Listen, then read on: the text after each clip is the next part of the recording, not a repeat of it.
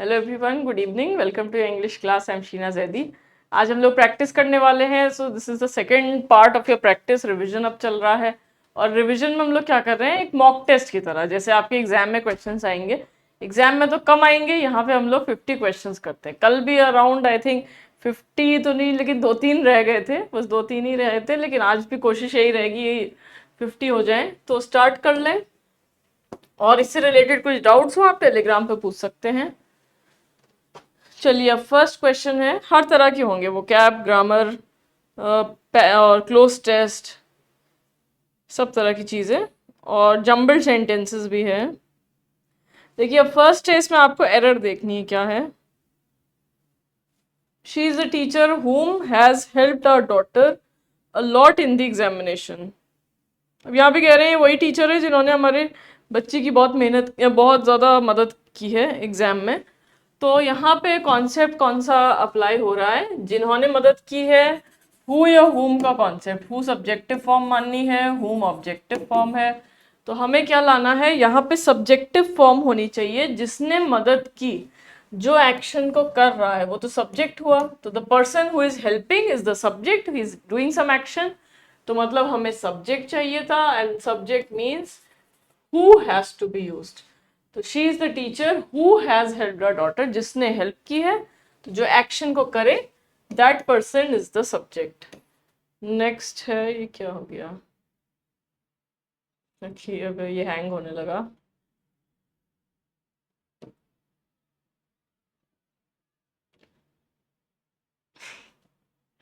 अब पता नहीं हुआ क्या इसमें, तो फर्स्ट टाइम। चलिए second, she has been praise by them today, active passive. उसकी तारीफ की गई है उनके द्वारा आज। अब ये जो वर्ड्स कुछ चेंज होते हैं, जैसे हम हेयर का देयर, नाउ का देन, ये सब चेंजेस करते हैं। These changes are made in direct and indirect, not in this chapter, not in voice. Active passive में ये सब नहीं होगा। तो टुडे है तो टुडे ही रहेगा। ये नहीं कि आप दैट डे कर दें, दिस डे, ऐसा कुछ कर दें। तो यहाँ पे हो जाएगा टुडे ही होगा। टुडे जिसमें नहीं है वो हटा देते। फिर है शी हैज बीन प्रेज, ये ऑलरेडी पैसिव वॉइस है, we have to change this is an active. ये देम है, ऑब्जेक्ट, शी सब्जेक्ट है, उलट के दे पहले आ जाएगा, क्योंकि इसमें सब्जेक्ट ऑब्जेक्ट इंटरचेंज हो जाते हैं। तो दे पहले हुआ। प्रेजेंट परफेक्ट टेंस है तो हैज या have plus third form of verb, this is the rule. They have praised her today, ये सही हो गया, they have praised her. Third, dash had I seen him, dash I hid inside. Now these words we did in the chapter on conjunctions. Dash I had seen him. Combinations कौन से होते हैं? पहली चीज तो नो सूनर के साथ then नहीं होता, THAN has to be used. Then होगा क्योंकि ये कंपेरेटिव डिग्री के साथ है। मतलब उसके तरह है। सून, सूनर, सूनेस्ट होता है, तो सूनर कंपेरेटिव डिग्री, उसके साथ तो देन आता है। तो ये गलत था। एज सुन एज अगर यूज करेंगे तो इसके बाद कुछ भी नहीं होता। As soon as is not paired with anything, तो ये चीज रॉन्ग है, क्योंकि हमें तो यहाँ पे भी फिल करना था। फिर हार्डली अ वेन या स्केर्सली अ देन। हार्डली या स्केर्सली आप कुछ भी लाएंगे, हार्डली और स्केर्सली दोनों के साथ वेन का यूज होता है। वेन आता है, and there is one more possibility, before can also be used.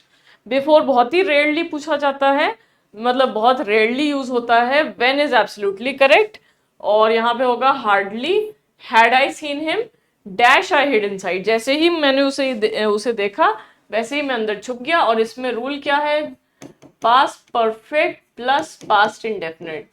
एक एक्शन आपको यूज करना है पास्ट परफेक्ट में, second one in past indefinite. Next, तो अब ये सब हम लोग प्रैक्टिस कर रहे हैं, तो थोड़ा जल्दी ही चलते हैं इसमें, क्योंकि सारे रूल्स तो पढ़े हुए ही हैं। Stupidity of that young man made me fall about. Now fall about is a phrasal verb. Fall about, crack up, same meaning, दोनों का मतलब है लाफ, बहुत ज्यादा हंसना। तो लाफ इसका मतलब है। तो जो उस यंग मैन की स्टुपिडिटी थी, उसकी सिलीनेस थी, मूर्खता थी, उसने मुझे बहुत हंसाया। अब स्टुपिडिटी के बारे में क्या रूल किया है, stupidity is an abstract noun. Abstract noun क्या होते हैं, जिस चीज को छू नहीं सकते, महसूस कर सकते हैं। मतलब something that we can not touch but we can feel, ये कह सकते हैं। कॉन्क्रीट इसमें कोई चीज नहीं होती। तो stupidity, honesty, dishonesty, simplicity, intelligence, ये सारे ही एब्स्ट्रैक्ट नाउन है। इनके पहले आर्टिकल का यूज नहीं होता है, ए एंड द, इनके पहले कोई भी चीज नहीं आएगी। लेकिन एक और चीज उसी चैप्टर में आर्टिकल्स में बताई थी, if there is the sense of particular, विशेष की सेंस है पर्टिकुलर की, तो फिर द आएगा, फिर तो आपको द लाना है। तो यहाँ पे भी तो देखिए, हम सिर्फ ये कहें कि स्टुपिडिटी मुझे हंसाती है, तो stupidity makes me fall about ऐसे कहते हैं, stupidity makes me fall about. लेकिन यहाँ पे हम लोग क्या कह रहे हैं, किसी पर्सन की स्टुपिडिटी, किसी विशेष इंसान की स्टुपिडिटी की बात हो रही है, ऑफ दैट यंग मैन, इसकी वजह से ये पर्टिकुलर हुआ, और पर्टिकुलर के लिए the has to be used. ये हो गई मिस्टेक ए में। Fifth, back to square one, idiom का क्या मतलब होगा? बैक टू स्क्वायर वन है make no real progress, remember your childhood, become poor again, calculate something again. अब आप कहें कि हमने इस चीज पे काम किया, इस प्रोजेक्ट पे काम किया, बट वी फेल्ड, फेल हो गए, तो we were back to square one, मतलब जहां से शुरू किया था वहीं पे पहुंच गए, तो कोई रियल प्रोग्रेस नहीं हुई। स्क्वायर वन क्या है? वन का स्क्वायर क्या हुआ? वन ही हुआ, तो मतलब वे वन पोजीशन पे पहुंच गए बिल्कुल शुरुआत में। तो make no real progress. Sixth, direct indirect, they have said we are leaving now,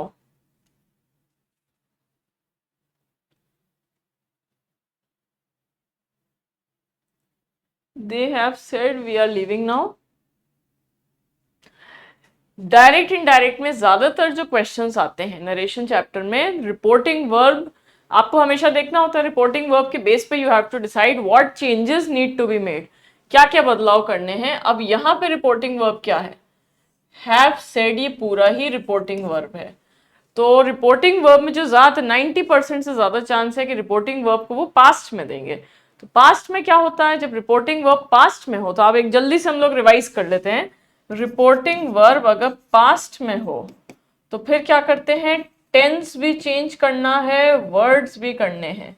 reporting verb past में है तो टेंस और वर्ड्स दोनों चेंज करने हैं। जैसे प्रेजेंट का पास्ट हो जाएगा, हियर का देयर, नाउ का देन, ऐसे करेंगे।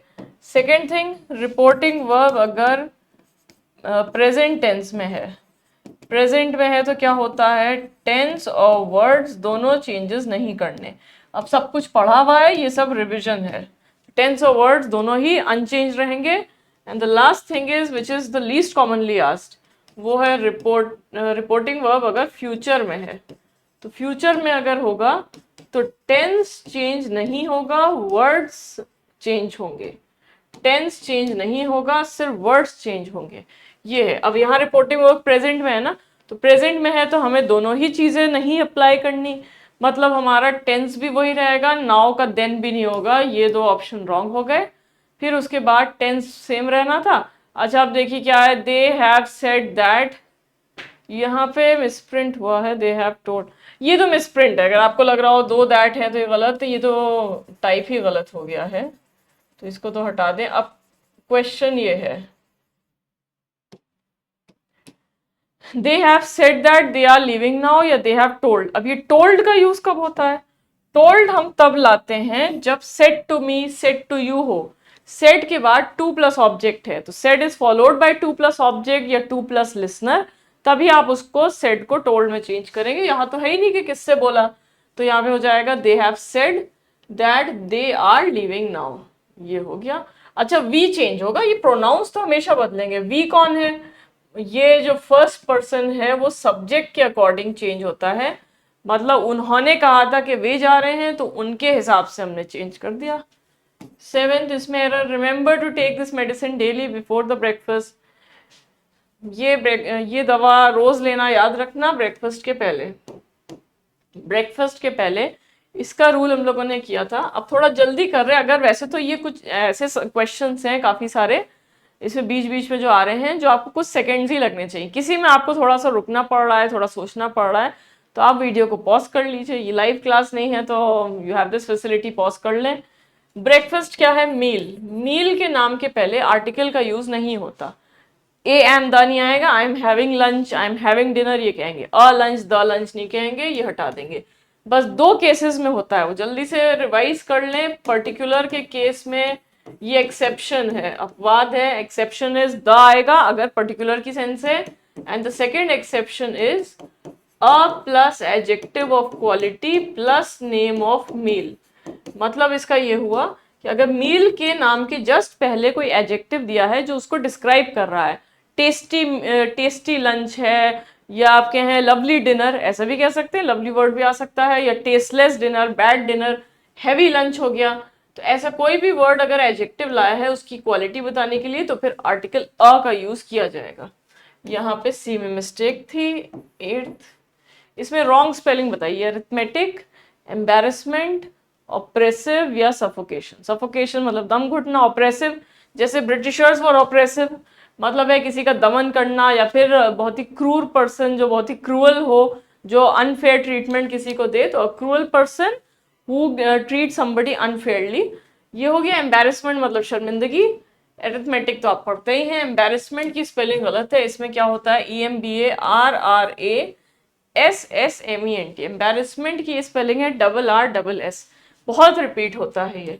अच्छा, दूसरा है किसी को परेशान करना, हैरेसमेंट, उसकी ये स्पेलिंग होगी SR, SR, ये हो जाएगा। नेक्स्ट पे चलें। 9th, it is high time you throw out the garbage, otherwise your landlord will shout at you. It is high time का रूल किसमें किया था? वर्ब्स के चैप्टर में। इट इज टाइम के है, it is an idiom. It is time equal to it is high time equal to it is about time. Same meaning है, तीनों ईडियम्स हैं और तीनों का रूल ये है, कॉमन रूल, कि सबके साथ वर्ब की सेकेंड फॉर्म आती है V2। अभी तक ऐसा हो जाना चाहिए था, इसका ये मतलब है, मतलब this thing should have been done by now, अभी तक ऐसा हो जाना चाहिए था। और एक लास्ट वार्निंग की तरह है, मतलब एक चेतावनी दे रहे हैं कि चलो अब भी कर लो, अब भी ऐसी देर नहीं हुई, कर लो भी। तो इट इज हाई टाइम के बाद क्या आएंगे? You throw. थ्रो की फॉर्म्स क्या होती हैं? थ्रो, थ्रू, थ्रोन, ये होती हैं, तो हमें यहाँ पे थ्रू लाना है। It is high time you through out the garbage. अच्छा, गार्बेज फेंकने को हम डिस्पोज ऑफ भी कह सकते हैं। डिस्पोज के साथ याद रखिए OF आता है, सिंगल F। तो हम लोग एक्स्ट्रा चीजें भी रिवाइज करते जा रहे हैं जो सेंटेंस से कुछ रिलेटेड है, क्योंकि पूरा पर्पस है कि एग्जाम से पहले तैयार हो जाएं सबके लिए।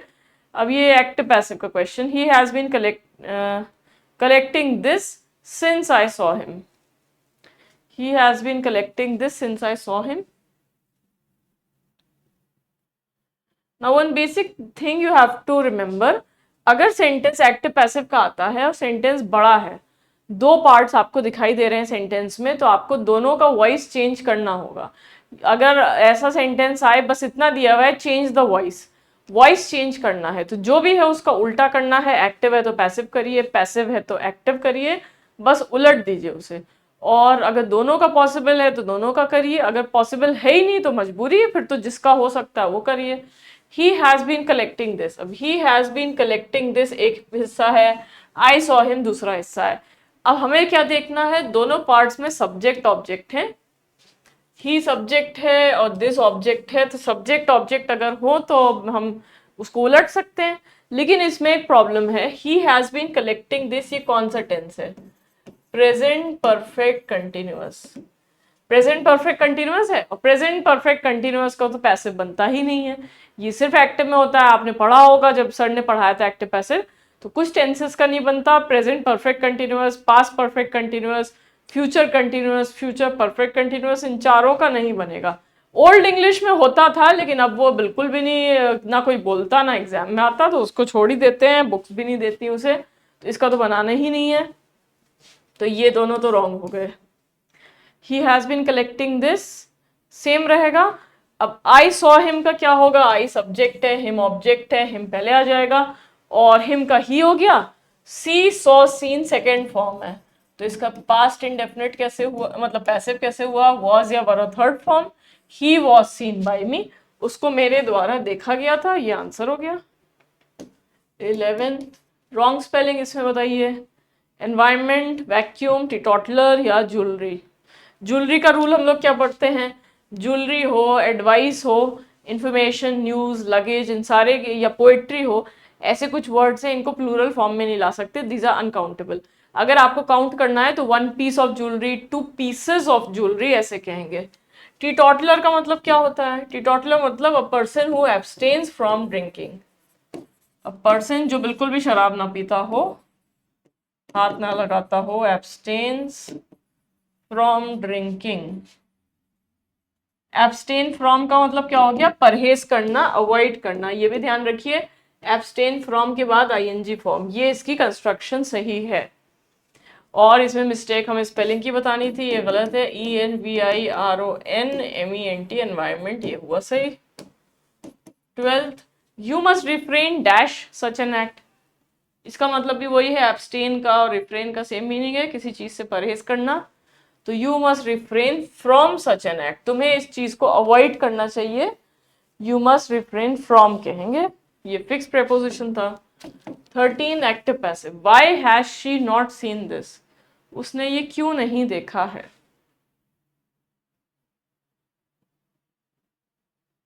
उसने क्यों नहीं देखा है?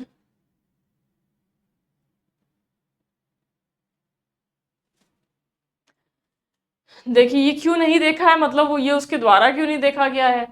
तो हैज शी सीन है प्रेजेंट परफेक्ट, प्रेजेंट परफेक्ट का पैसिव है हैज या हैव प्लस बीन और थर्ड फॉर्म। तो थर्ड फॉर्म तो पैसिव में आनी ही है, उससे तो नहीं बच सकते। तो why has she seen this, this हमारा सब ऑब्जेक्ट है तो सब्जेक्ट बन जाएगा, दिस का दैट नहीं होता, वो डायरेक्ट इनडायरेक्ट में होता है, इसमें नहीं होता।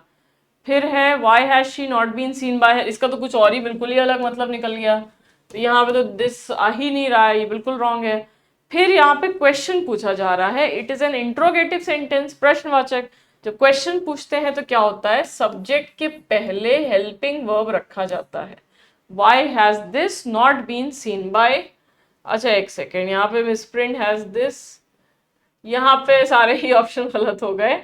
यहाँ पे वैसे कुछ, यहाँ शायद टाइपिंग की मिस्टेक हुई है, लेकिन यहाँ पे गलती क्या है, बाय हर होना चाहिए था, बाय के बाद ऑब्जेक्टिव फॉर्म। तो why has this not been seen by her, वो मिसप्रिंट ही था, लेकिन सही आंसर आपको पता है, why has this not been seen by her, by के बाद objective form. 14, a person who shows people, one word substitution है, where to sit in a movie hall, church etcetera. वो पर्सन जो आपको कहीं पे आप मूवी देखने के लिए जाएं तो वो आपको खड़े रहे बताने के लिए आपकी सीट किधर है, या चर्च जाएं तो चर्च में बताए कि आपको किधर जाके बैठना है, तो आपको गाइड करे टुवर्ड्स योर सीट।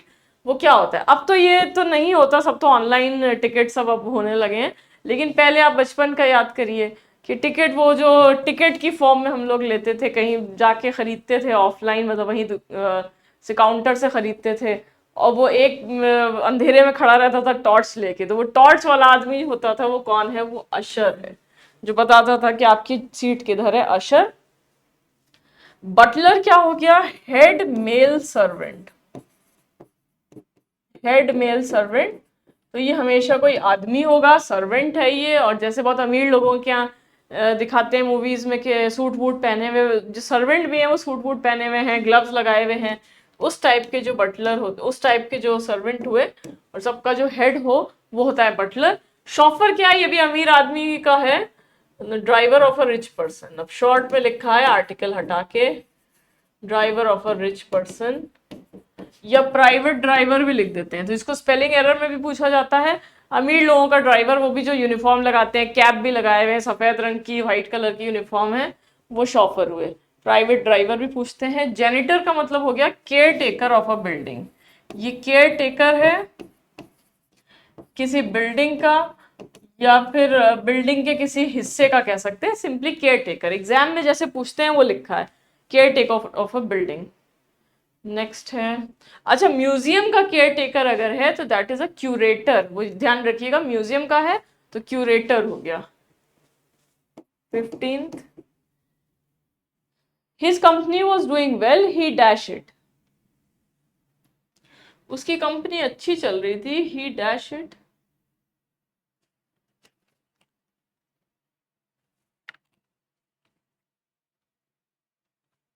अच्छी चल रही थी, he should not sell it, he should sell it, he should not have sold it या he should have sold it. अब आपको ये लॉजिक से भी करना है, थोड़ी सी ग्रामर इसमें और लॉजिक है।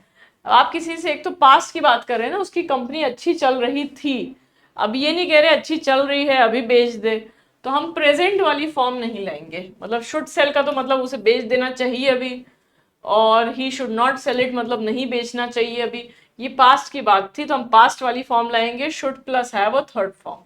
अब लॉजिक लगाइए, जब अच्छी चल रही थी तो उसे बेच देना चाहिए था या नहीं बेचना चाहिए था, क्या कहेंगे? जब कोई काम अच्छा चल रहा है तो क्यों बेच दिया, यही कहेंगे। तो जब अच्छी चल रही थी तो बेचनी नहीं चाहिए थी, he should not have sold it, ये हो जाएगा। 16 call it a day idiom का मतलब टेक रिवेंज, बदला लेना, name something, decide to stop doing something, या enjoy yourself a lot. Call it a day का मतलब होता है कि अब यहाँ पे काम समाप्त करते हैं, let's end all the work that we are doing. और या फिर इस तरह भी आता है कंक्लूड प्रोसीडिंग्स, कंक्लूड का मतलब ही एंड करना होता है, जो भी काम चल रहा है उसको एंड करते हैं। कॉल इट अ डे मतलब है जैसे आप कोई काम कर रहे हैं, क्लास खत्म हुआ तो let's call it a day का मतलब हो गया चलो अब यहीं पे खत्म करें, पूरा दिन अब हमारा यहाँ पे खत्म होता है, इसको हम एक दिन पुकारेंगे, एक डे यहाँ पे खत्म हो गया। Decide to stop doing something. 17 each boy and every girl was selected improvement, ये प्रोनाउन में किया था। ईच बॉय, ईच का और एवरी का मीनिंग सेम होता है, प्रत्येक या हर एक, ये मतलब इसका होता है। इसके साथ क्या चीज आती है, आप कॉम्बिनेशंस क्या क्या ला सकते हैं। Each boy and each girl, अब सुन लीजिए, सब कुछ पढ़ा है, रिवाइज आपका orally. Each boy and each girl, every boy and every girl, each boy and every boy and each girl, या फिर each boy and girl, every boy and girl. सब 6 मेथड्स जो है सबका बिल्कुल एक मतलब है, सब सही है। Each boy and every girl कह सकते हैं, लेकिन जो भी कहेंगे सिंगुलर लाएंगे, सिंगुलर होगा वॉज। तो each boy and every girl में कोई मिस्टेक नहीं थी, बस यहाँ पे क्या कर देंगे, each boy and every girl, कम से कम चेंज क्या है, ये हो गया each boy and every girl. अच्छा अब ये देखिए, each boy and girl was selected, ये भी सही है। Each boy and girl were selected, ये तो बिल्कुल गलत है, नो इम्प्रूवमेंट नहीं हो सकता था। ए ऑप्शन भी सही है, लेकिन हमें कम से कम चेंज करना होता है, मिनिमम चेंज, जो सेंटेंस गिवन है वो सही भी हो जाए और हमें कम बदलाव करना पड़े। तो मिनिमम चेंज किस में, इसी में तो है कि ईच और एवरी दोनों था वो दोनों रहा, और सिंगुलर बस कर दिया। He is working hard dash he is sick, वो मेहनत कर रहा है, नेवरदलेस ही इज सिक, दो he is sick, in spite of he is sick, या देयरफॉर ही इज सिक। वो मेहनत कर रहा है, नेवरदलेस का मतलब होता है फिर भी, nevertheless, nonetheless, even then, however, सबके सेम मीनिंग है, या येट या स्टिल, सबका एक ही मतलब है, फिर भी। दो का मतलब है हालांकि यद्यपि, दो मीन्स हालांकि यद्यपि, although. In spite of means despite, despite के साथ ऑफ नहीं आता। इन स्पाइट ऑफ मतलब के बावजूद, मतलब किसी चीज के होते हुए भी। देयरफॉर मतलब इसलिए, तो देयरफॉर, सो, हेंस सबका सेम मीनिंग है। क्या कहेंगे, वो मेहनत कर रहा है फिर भी बीमार है, वो मेहनत कर रहा है हालांकि बीमार है। डिस्पाइट इन स्पाइट ऑफ तो आ ही नहीं सकते, क्योंकि ये दोनों क्या है, ये प्रेपोजिशन है, और प्रेपोजिशन के बाद ऑब्जेक्टिव फॉर्म आती है, यहाँ तो सब्जेक्ट आया है, तो ये इसको लाने का तो कोई मतलब नहीं था। यहाँ पे होगा वो मेहनत कर रहा है हालांकि वो बीमार है, मतलब मेहनत, बीमार है लेकिन वो फैक्ट है, लेकिन उसके बाद भी वो मेहनत कर रहा है, ये कहेंगे। 19 direct indirect, he asked me whether I was working there or not.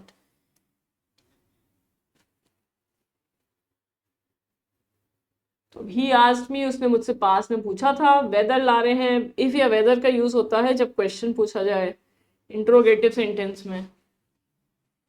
अब यहाँ पे क्या कहेंगे, वाई का तो यूज था ही नहीं, तो वाई कहाँ से आ गया, ये गलत है। फिर वेदर का जो है, वेदर या इफ का यूज इनडायरेक्ट में होता है, डायरेक्ट स्पीच में नहीं होता, इनडायरेक्ट में होगा, ये भी रॉन्ग है। फिर है whether I was working there और नॉट, तो क्या कहेंगे, ही सेड टू मी या he asked me. Direct speech में आप ही सेड टू मी कहेंगे, वैसे ही आस्क्ड मी भी पॉसिबल था। आस्क वर्ड का यूज ज्यादातर तब होता है जब हम इनडायरेक्ट में चेंज करते हैं।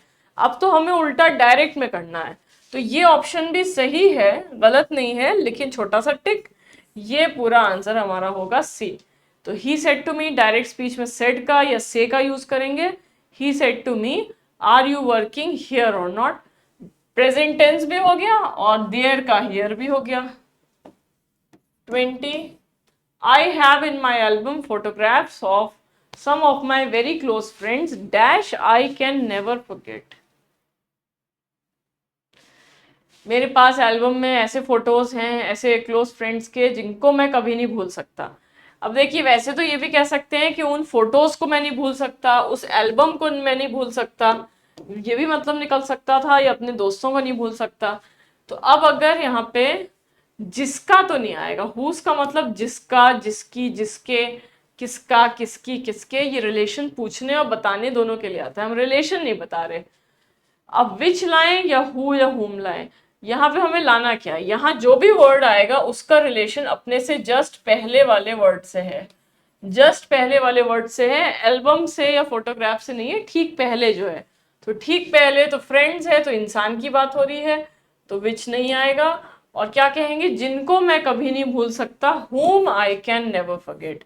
who सब्जेक्टिव फॉर्म है, whom ऑब्जेक्टिव है। अब हमें ऑब्जेक्टिव क्यों लानी थी, क्योंकि फॉरगेट करने का काम कौन कर रहा है, वो आई यहाँ पे फॉरगेट करने का काम कर रहा है, जो एक्शन करता है वो सब्जेक्ट होता है। Subject already we know, object हमें नहीं पता, तो ऑब्जेक्ट की जगह पर हमने whom कर दिया। 21, इसमें mistake, more than one boy from this class were suspended. इस क्लास से एक से ज्यादा बच्चा सस्पेंड हुआ था। मोर देन वन का रूल पढ़ा था वर्ब्स चैप्टर में। मोर देन वन को मिलाकर भी लिख सकते हैं, अलग अलग भी। अगर मोर देन वन को मिलाकर लिखेंगे तो फिर हो जाएगा singular noun plus singular verb, ये इसका रूल होगा। या फिर दूसरी चीज है, मोर देन वन को अलग अलग कर दें।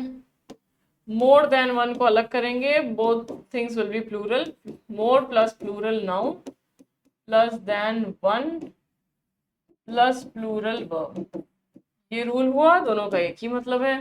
तो मोर देन वन मिला के है, तो इसीलिए हो जाएगा more than one boy from this class was suspended. जहां तक सेंटेंस सही चल रहा है उसको चलने दे, मोर देन वन तो कोई मिस्टेक नहीं थी ना, तो उसके हिसाब से बॉय भी आ गया और उसी के according will use was.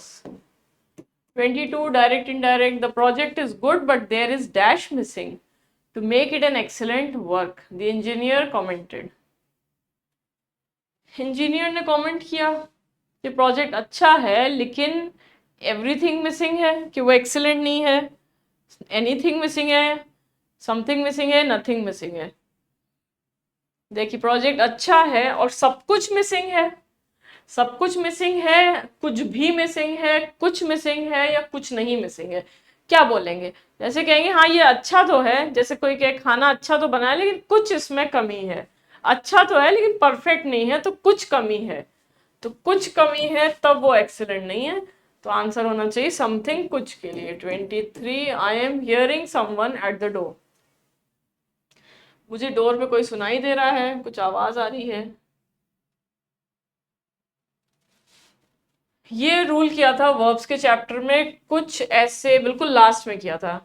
There are some particular verbs which cannot be used in the continuous tense. Continuous कोई भी टेंस होगा, जैसे present continuous, perfect continuous, future continuous, कुछ भी होगा, उसमें कुछ वर्ब्स नहीं आते, जैसे एग्जिस्ट, ओन, बिलोंग, पोजेस, ये सब वर्ड्स किए थे, उसमें एक्सेप्शन भी काफी सारे किए थे, काफी लंबा रूल था। उसी में हियर वर्ड था, तो आप कंटिन्यूअस में नहीं लाएंगे, इंडेफिनेट में लाएंगे। I hear someone at the door, here क्यों कहा, क्योंकि इंडेफिनेट किया। एक और ऑप्शन होता था, वो सब चैप्टर जब डिस्कस किया था कि तब पढ़ा था कि परफेक्ट टेंस में भी ला सकते हैं, आई हैव हर्ड भी कर सकते हैं, अगर प्रेजेंट परफेक्ट कंटिन्यूअस था तो। प्रेजेंट परफेक्ट कंटिन्यूअस है तो उसकी जगह प्रेजेंट परफेक्ट किया जाएगा, सब किया हुआ है। अब इसीलिए ओरली बता रहे, मतलब सब कुछ लिखा तो दोबारा नहीं जाएगा, ये रिविजन क्लास है। तो I hear someone at the door, here में भी आपको, हियरिंग में भी एक एक्सेप्शन बताया था, hear can also be use in the continuous tense, अगर हियरिंग का मतलब हो सुनवाई, जो कोर्ट की हियरिंग होती है उस सेंस में आईएनजी फॉर्म पॉसिबल है, उसमें बिल्कुल सही है। सुनने की सेंस में पॉसिबल नहीं है। यहाँ तो सुनने की बात हो रही थी, कोर्ट वाली तो हो नहीं रही थी। A person who rides horses in races as an occupation, वो क्या हुआ? वो है हॉर्स रेसर, जॉकी, इक्वेस्ट्रियन या कस्टमर। अब यहाँ मिसप्रिंट हुआ है कस्टमर, तो आपको लग रहा होगा ये क्या बचकाना ऑप्शन दे दिया। देना कुछ और ही चाह रहे थे, पंटर दे रहे थे। पंटर का मीनिंग कस्टमर होता है, तो अब वो भी लिख लीजिए जो आपको देना चाह रहे थे। तो लेकिन इसका आंसर क्या होगा? जो हॉर्स राइडिंग करता है,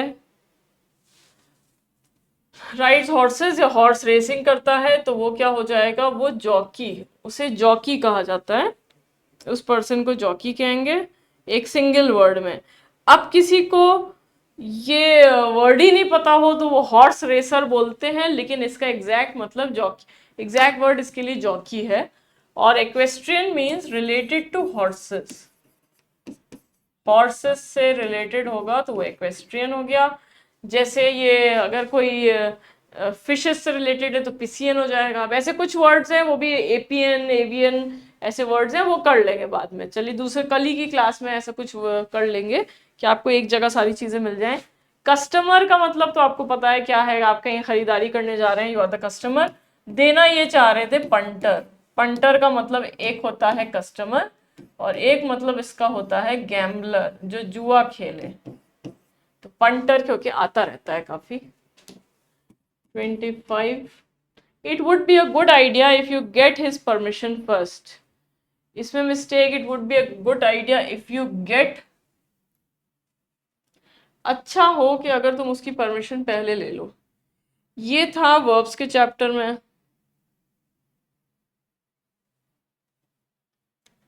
तो वर्ब्स के चैप्टर में हम लोगों ने किया था, देखिए वुड का यूज, जो कंडीशनल सेंटेंसेस में ये चीज आई थी उसमें ये था कि अगर एक तरफ वुड है तो दूसरी तरफ क्या होगा? वुड भी तो पास्ट वाली फॉर्म हो गई ना, जैसे डायरेक्ट इनडायरेक्ट में हम लोग करते हैं कि विल है तो उसको वुड में चेंज कर दो, कैन है तो कुड कर दो। तो जो वुड है पास्ट फॉर्म, तो उसी तरह से पास्ट फॉर्म हम यहाँ लगाएंगे। It would be a good idea if you got his permission, ये सही है, दोनों तरफ पास्ट फॉर्म। 26, शॉर्टफॉल का आपको बताना है सिनोनिम।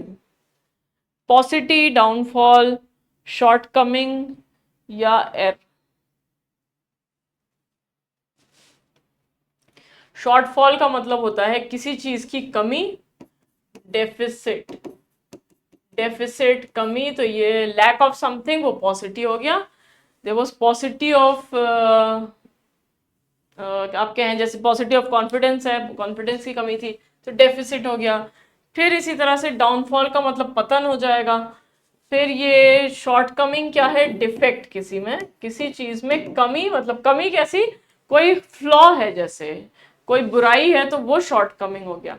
एरर का मतलब क्या हो गया? To make a mistake, error होता है तो उसी से ही आया टू मेक अ मिस्टेक, गलती करना, एरर करना कुछ। 27, the weather has been awful and it's getting dash. Weather awful है और ऐसा होता जा रहा है। ऑफुल क्या होता है? Very bad, awful means very bad. इसका उल्टा क्या हो जाएगा? ऑसम, ऑसम मतलब बहुत अच्छा। तो मौसम बहुत खराब है और क्या होता जा रहा है? मौसम खराब है, आप कहें खराब तो ऑलरेडी है। अगर आप कहते लेकिन, अगर लेकिन आता या बट आता तो फिर उसमें ऑपोजिट आइडिया होता। बुरा है लेकिन अच्छा होता जा रहा है, तो लेकिन होता, तब हम वहां पे बट, मतलब बट अगर होता तो हम वहां पे ऑपोजिट सेंस कर देते, है तो बुरा लेकिन अच्छा हो रहा है। लेकिन अभी तो क्या कह रहे हैं? बुरा है और एंड का यूज कर रहे हैं, तो क्या कहेंगे?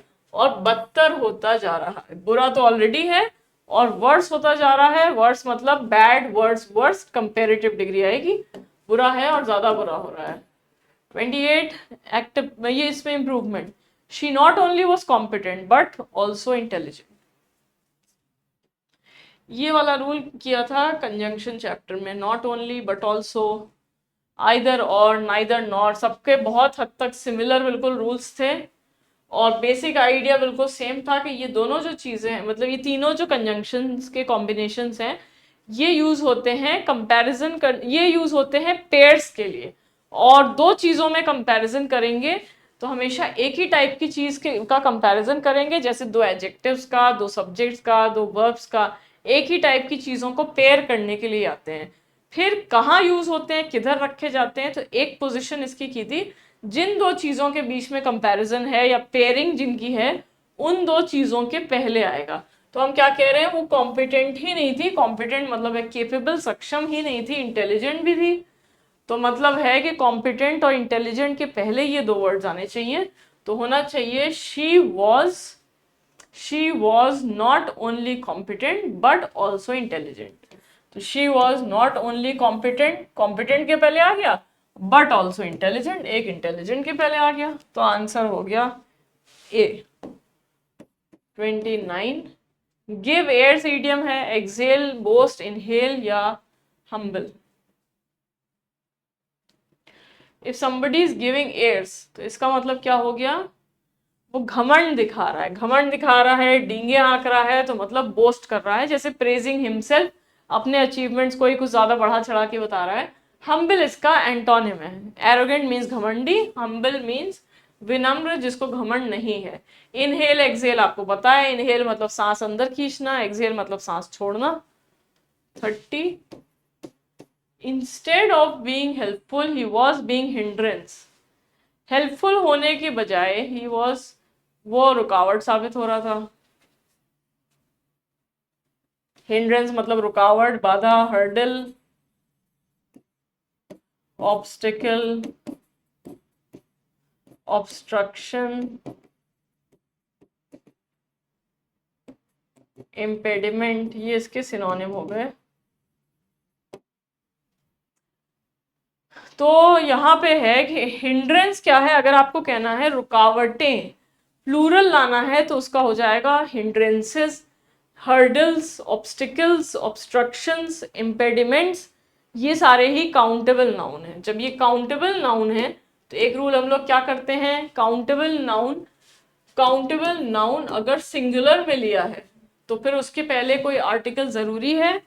ही वॉज बीइंग अ हिंड्रेंस ही होगा, आर्टिकल आएगा क्योंकि एक काउंटेबल नाउन है। जब सिंगुलर में है तो हम एक हिंड्रेंस ये कहेंगे, वो एक रुकावट साबित हो रहा था। अ हर्डल, एन ऑब्स्टिकल ऐसे बोला जाएगा। 31 direct indirect, he said to her what a cold day. Exclamatory sentence, exclamatory sentence में क्या करते हैं, जब ये वाला साइन होता है तो इसमें हम लोग करते हैं ही एक्सक्लेम्ड, जो हैरत से, सरप्राइज से बोला जाता है, तो टोल्ड नहीं आएगा, एक्सक्लेम को यूज करेंगे। अब वो कह रहा है कितना ठंडा दिन है, कितनी ठंड है ये कह रहे हैं, तो सॉरोफुली नहीं कहेंगे। सॉरोफुली कब यूज होता है, जब अलेस हो, जनरली तो अलेस ही आता है, एक अलैग भी होता है, तो दुख वाला तो कोई वर्ड ही नहीं आया था यहाँ पे। फिर वो क्या कहेगा, प्रेजेंट टेंस से पास्ट टेंस में हो जाएगा।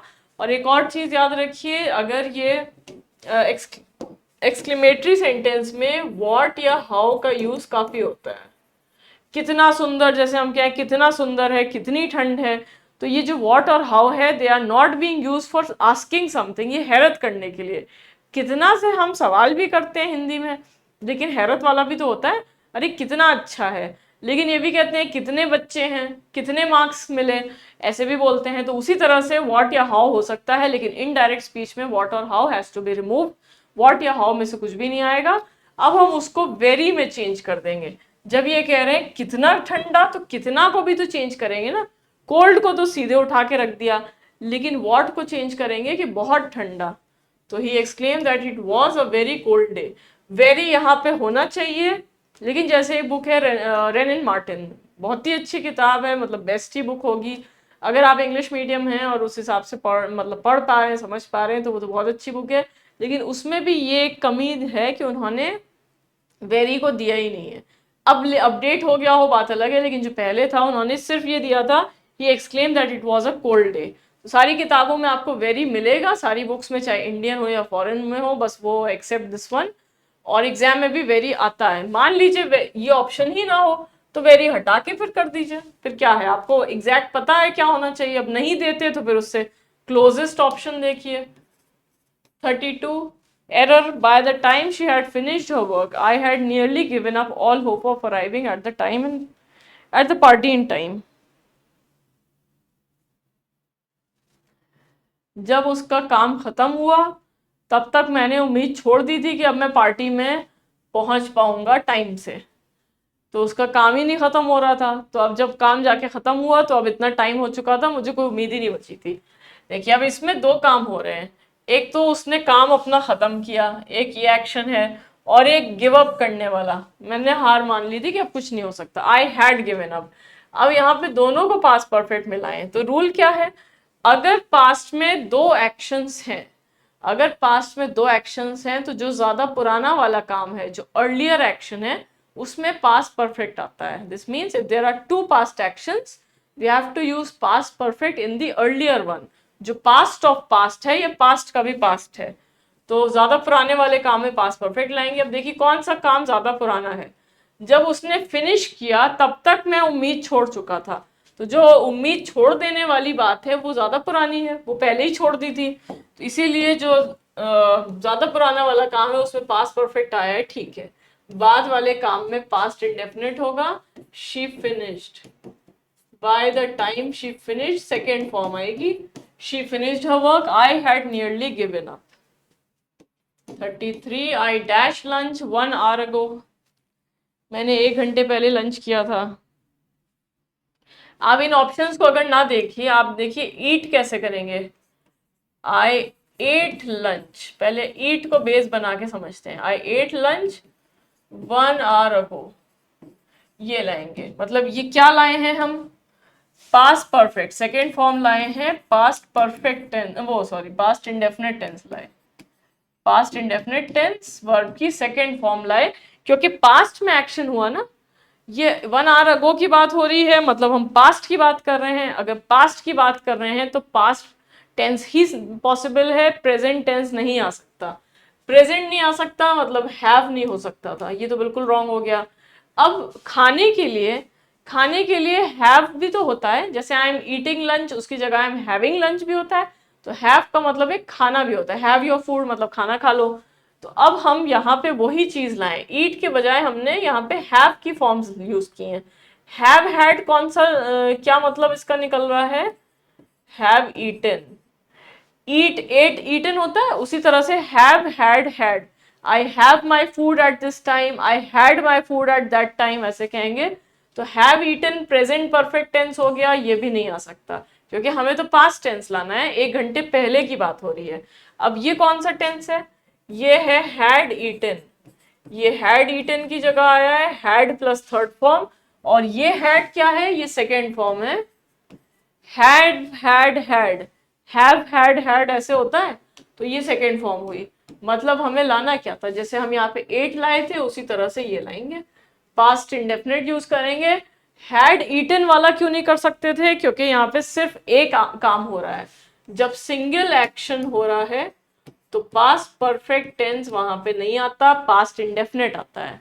सिंगल एक्शन में पास्ट परफेक्ट ना लाइए, बोलने में सही है, मॉडर्न इंग्लिश में ऐसी कोई भी रेस्ट्रिक्शन नहीं है कि सिंगल एक्शन नहीं होना चाहिए, लेकिन एग्जाम में यही फॉलो होता है। तो एग्जाम के अकॉर्डिंग 1 घंटे पहले की बात कर रहे हैं तो पास्ट टेंस लाना था, दूसरी चीज है सिंगल एक्शन है तो पास्ट इंडेफिनिट, वो 8 हो गया पास्ट इंडेफिनिट। अब है ये डायरेक्ट, अच्छा 1 सेकेंड, थोड़ा सा कम टाइम, चलिए अब ये कर लेते हैं, ये कर लें जम्बल्ड सेंटेंसेस, इसको सही ऑर्डर में लगाना है, बहुत छोटा सा है, पहले छोटा कर रहे हैं फिर उसके बाद थोड़े लंबे लंबे करेंगे। तो 34 होगा, 34 क्वेश्चन, फिर क्लोज टेस्ट पे आएंगे। नॉर्थ इंडिया से स्टार्ट हुआ है, बहुत सिंपल है।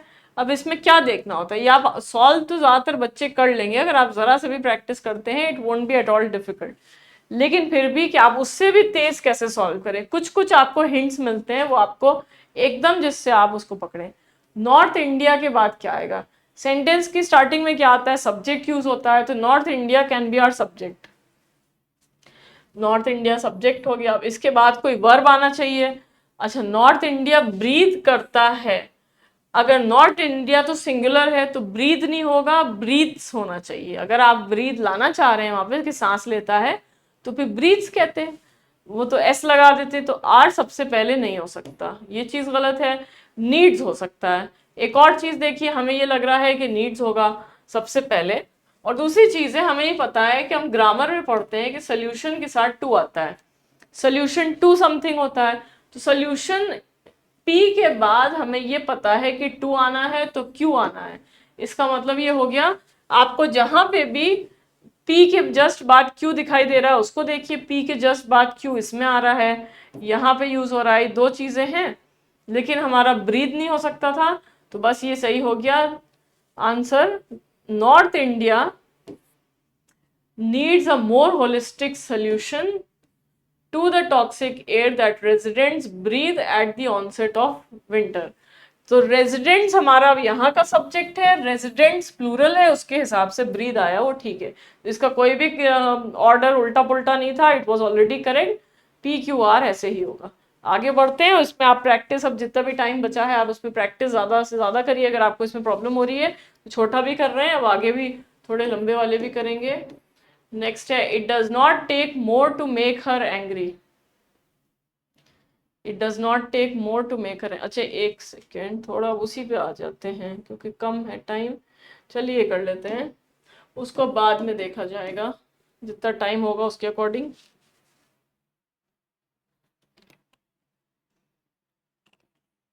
देयर इज से सेंटेंस स्टार्ट हुआ, there is large amount of pesticides, there is two farmers, there is worrying evidence।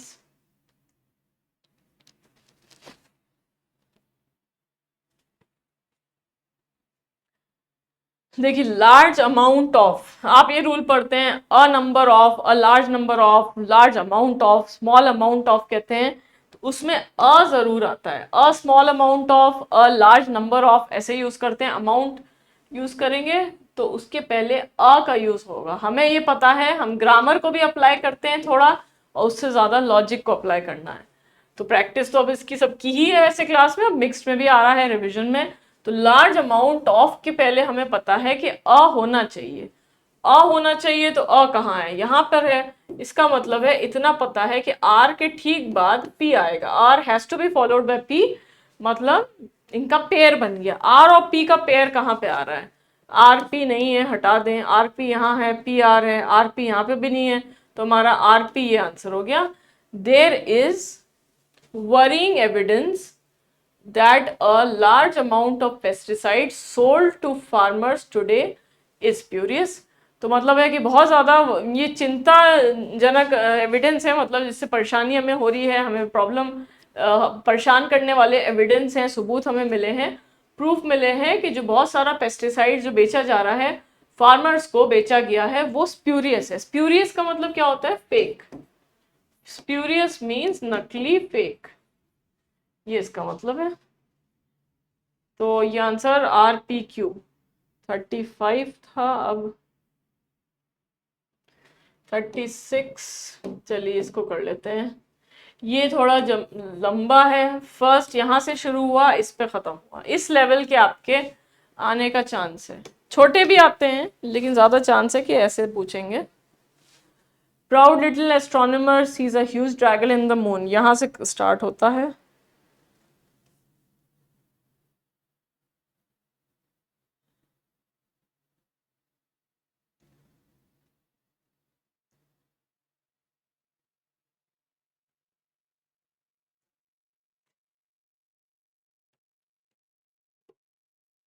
Proud little astronomer sees a huge dragon in the moon. तो एक little astronomer जो है वो huge dragon देखता है moon में, बड़ा सा ड्रैगन उसने देखा, एक राक्षस टाइप का देखा।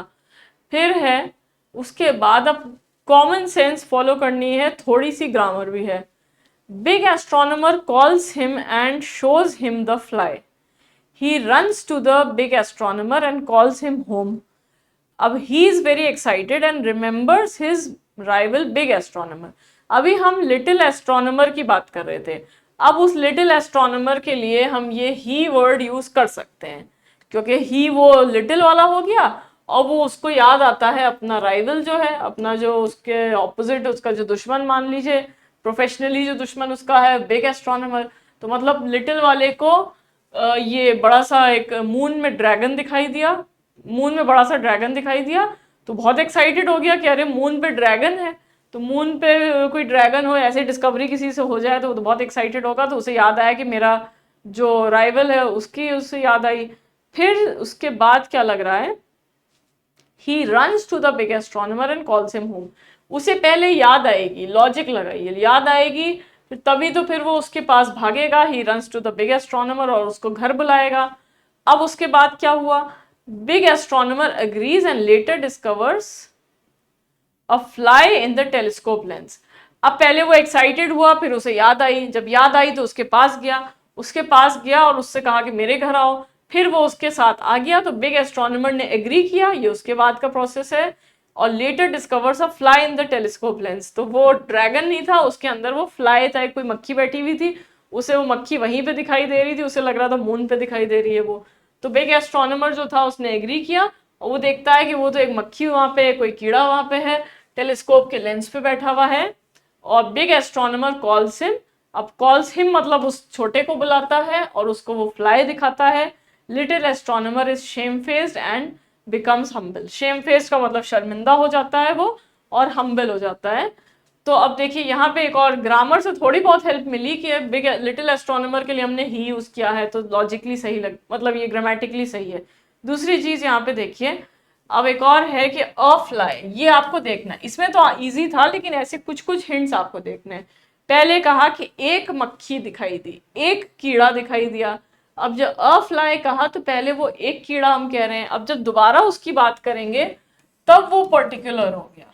जब दोबारा मतलब we have already mention that fly, अब जब दोबारा उसकी बात हो रही है तब द फ्लाई होगा। तो मतलब द फ्लाई वाली चीज जो है, एस जो है वो पी, एस जो है वो पी के पहले ही आ सकता है, एस से पहले पी नहीं हो सकता था, तो पी से हम स्टार्ट नहीं कर सकते थे, ये गलत था। और एस के बाद ही पी आएगा, तो ऐसे छोटे छोटे हिंट्स आपको देखने हैं। तो आंसर हो गया R Q S P, R Q S P ये करेक्ट है। अब ये किस नंबर का था, एक सेकेंड, 35,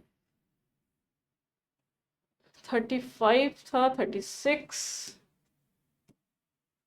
अब क्लोज टेस्ट पे आते हैं। अब ये 5 नंबर का क्लोज टेस्ट, 5 क्वेश्चंस का ब्लैंक्स फिल करने हैं।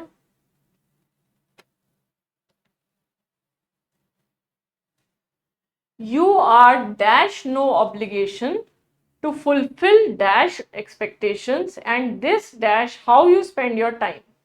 You are in no obligation, under no, at no या by no obligation। ये idiom है, मतलब तुम्हें, तुम्हारी कोई जिम्मेदारी नहीं है, ये नहीं कि तुम्हारी मजबूरी कुछ है। You are under no obligation। तो क्लोज टेस्ट में क्या आता है, क्लोज टेस्ट ही पूरे आपकी जितनी भी स्टडी की है उस पूरे का ये टेस्ट है, एक तरह का सब कुछ इसी में टेस्ट होता है, क्योंकि इसमें आपको ग्रामर भी अप्लाई करनी है, वो कैब भी करनी है। वो कैब में अब ये ईडियम आ गया, कभी कोई एक सिंगल वर्ड आ जाएगा जो आपने सिनोनिम, एंटोनिम या ईडियम्स में आपने वन वर्ड सब्स्टिट्यूशन में पढ़ा होगा, या फिर कोई फ्रेजल वर्ब आ जाएगा, कंजंक्शन, एडवर्ब, प्रेपोजिशन, कुछ भी आ सकता है, वर्ब की फॉर्म, सभी कुछ इसमें टेस्ट हो जाता है। तो you are under no obligation to fulfil dash expectations. दूसरों की एक्सपेक्टेशंस के हैं, दूसरे लोगों की एक्सपेक्टेशंस, तुम्हारा, ये तुम्हारी जिम्मेदारी नहीं है कि जो दूसरों के तुमसे उम्मीदें हैं तुम उन पे खरे उतरो। वो दूसरों की उम्मीदें हैं तो हमसे क्या मतलब, वो लोग खुद जानेंगे क्यों इतनी उम्मीद लगा रहे हैं। अब दूसरों की उम्मीदें, का की के या रिलेशन दिखाने के लिए क्या यूज करते हैं, apostrophe. So without apostrophe would be wrong, apostrophe तो आएगी ही। दूसरी है दूसरे लोगों की एक्सपेक्टेशंस या फिर दूसरों की।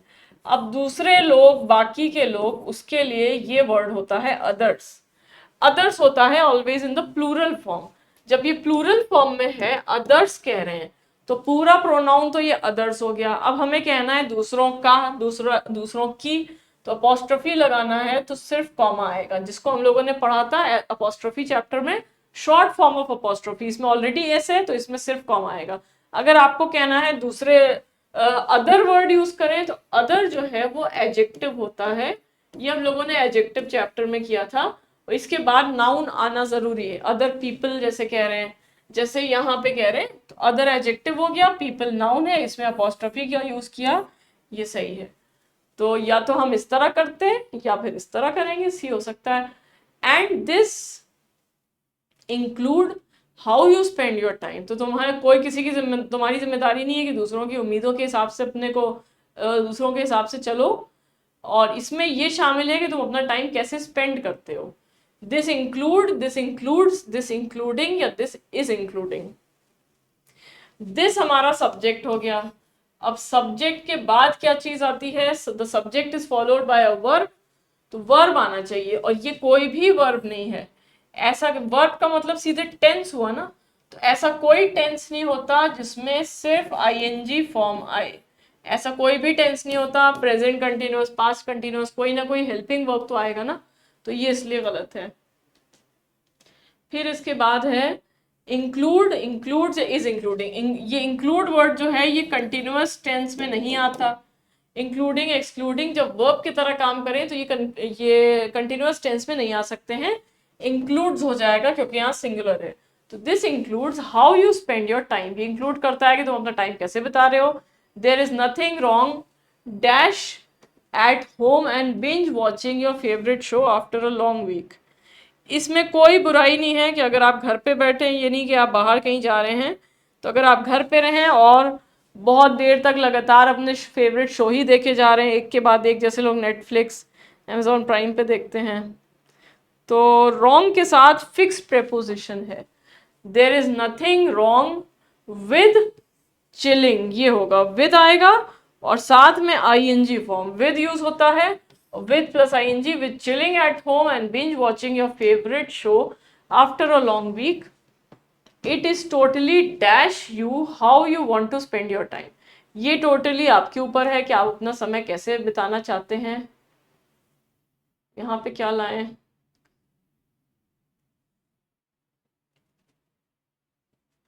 तो it is totally up to you. It is totally up to you मतलब आपके ऊपर है कि आप कैसे समय बिताना चाहते हैं। इट इज योर डिसीजन, आपके ऊपर है ये।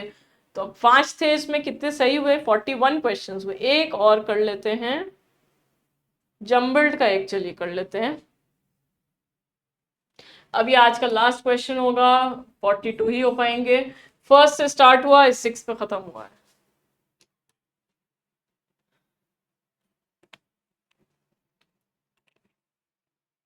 It's hard to imagine a horse pulling a railroad car.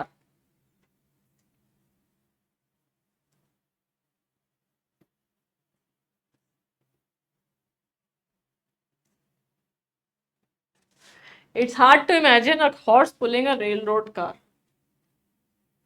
ये थोड़ा सा टाइम टेकिंग है।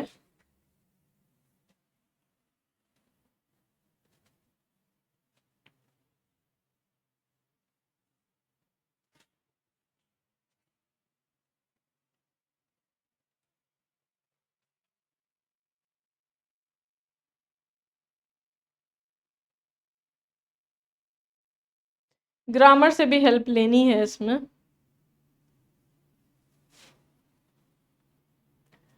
कि रेल रोड, अब ये आप गूगल पे सर्च करिएगा रेल रोड कार कैसी होती थी, हॉर्स उसे पुल किया करते थे, तो देखिएगा वो लगेगा कि हाँ ये तो पुरानी मूवीज में ऐसे देखा है, कुछ देखा देखा सा लग रहा।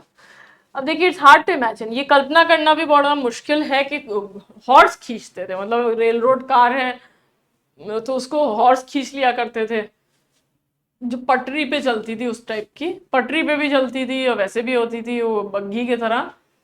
अब कौन सा ऑप्शन स्टार्टिंग में नहीं आएगा, many of the early cars were pulled bye horses, हो सकता है, इसमें कुछ गलत नहीं लग रहा अभी तक।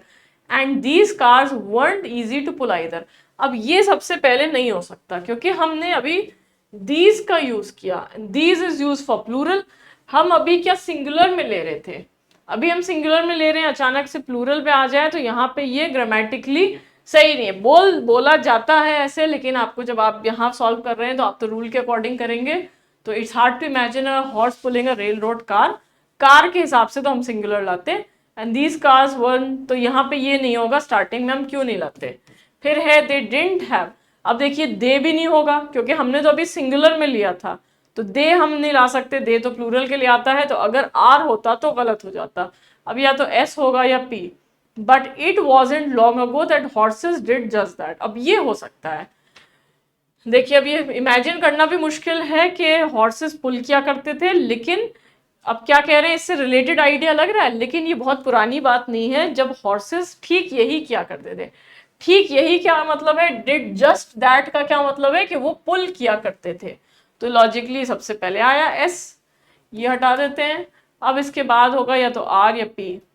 They did many of these early cars were pulled bye horses. अब ये जो अर्ली कार्स थी, अब हमारा वो आइडिया खत्म हो गया कि हम सिंगुलर लेके चल रहे थे, अब बीच में हम कुछ और ले आए कि यही काम करते थे। अब हम प्लूरल ला सकते हैं, many of these cars, the early cars वो पुल्ड बाय हॉर्सेस, ये हॉर्सेस के द्वारा खींची जाती थी। एंड फिर इसके बाद पी लग रहा था। And these cars weren't easy to pull either, और इनको खींचना आसान भी नहीं होता था। अब क्यों नहीं आसान होता था, they didn't have steel wheels that move smoothly over steel rails। तो ये जब ये ट्रैक पे चलते थे तो इनमें स्टील व्हील्स भी नहीं होती थी जो स्मूथली स्टील की रेल पे चले। Both the wheels and the rails were made of would, दोनों चीजें ही लकड़ी की बनी होती थी। तो हमारा आंसर हो गया, लास्ट में हमारा ये आया आर, लास्ट में। अब देखिए हमें सिर्फ पहला ऑप्शन नहीं देखना होता, कई बार हमें लास्ट वाला देख के पता चलता है। यहाँ पे हमें व्हील्स दिखाई दिया, अब देखिए व्हील्स और कहाँ आ रहा है, एकदम से तो नजर पड़ते ही आपको दिखाई दे जाएगा व्हील्स। तो ये सेम आइडिया चल रहा है। मतलब ये हुआ कि हम कह रहे हैं कि जो लकड़ी, ये जो पहिए होते थे और जो ट्रैक होता था वो लकड़ी के बने होते थे। उसी से सिमिलर आइडिया है कि ये स्टील व्हील्स नहीं होते थे और आसानी से चलते नहीं थे ये। तो आर लास्ट में आएगा, आर एक ही में है। अगर आपका सिर्फ इसी पे सीधे नजर जाती तो आप सब बहुत ही जल्दी इसको कर लेंगे। तो हम लोगों ने लंबा मेथड फॉलो किया, लेकिन लास्ट में आपको बताया है कि आपने हो सकता है छोटे मेथड से किया ही होगा, क्योंकि आपको एकदम दिखाई दे जाएगा व्हील्स यहाँ आ रहा है, व्हील्स यहाँ भी आ रहा है। इस तरह से आपको देखना है कि लंबा मेथड तो फॉलो करना पड़ेगा जब नहीं मिल रहा, लेकिन छोटे मेथड से भी हमें फौरन ही दिखाई दे गया। आर सिर्फ एक में है तो हमें पूरा चेक करने की भी जरूरत नहीं है, यही हमारा आंसर हो सकता है। तो बस ये आज के लिए इतना ही है। अब हम लोग नेक्स्ट क्लास में कल मिलेंगे, और आपके जो डाउट्स हो आप उसको पूछते रहिए। ग्रुप पे टैग ज़रूर कर दीजिएगा, टैग करेंगे तो उससे पता चल जाता है मैसेज, क्योंकि इतने सारे मैसेज उसमें होते हैं। तो अब नेक्स्ट क्लास में मिलते हैं। Thank you very much, bye bye, good night.